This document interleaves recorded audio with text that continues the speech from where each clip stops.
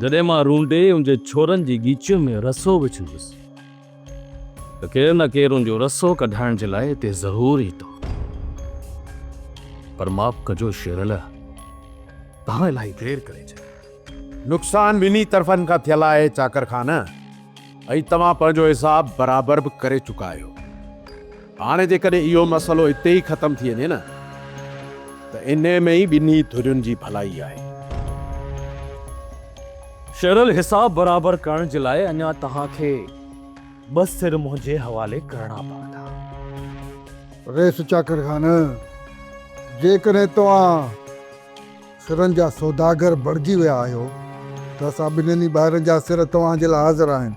सोचे वठो मुराद, सोट त सिर लाहिण में देरि ई नाहे कंदो। शेरल जो सिर लाहिण एतिरो आसान न आहे दिलावर खान, जेतिरो तव्हां सम्झो था। तव्हां विच में न अचो त इन में ई तव्हांजी भलाई आहे। विच में अची चुका आहियूं चाकर खान, ऐं पोइते हटण वारी असांजी बूटी न आहे।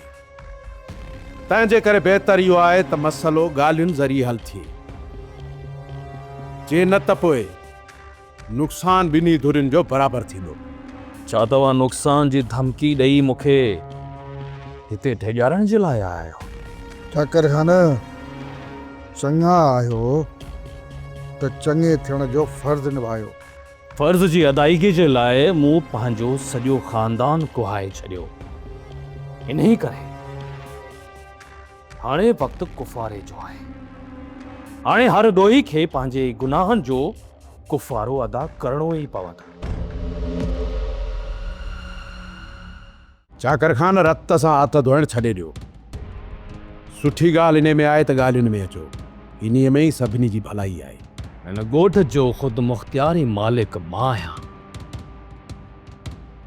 कंहिंसां ॻाल्हियूं करणियूं आहिनि, कंहिंसां जहिड़ो, इहो मां तइ कंदुसि, तव्हां न। शेरल, भित सां तो मथो टकराई, मूंखे हिते मांस सण जी बदबू थी अचे।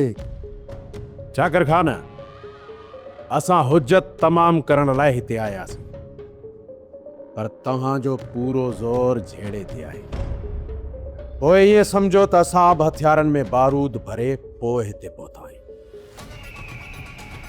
पहिरियां ज़ोर आज़माई थींदी, पोइ जेका धुर कमज़ोर थी न, पाण ई गोॾनि भर वेही रहंदी।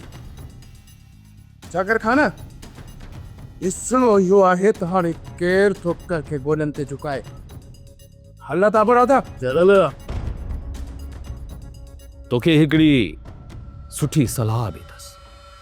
पंहिंजी जवानी ते तरस खा ऐं हितां माठड़ी में हलियो आहे। जेकॾहिं हिन दुश्मनी जे दुॿण में तूं फासी वए न, त पोइ उतां निकिरी कॾहिं बि कोन सघंदे।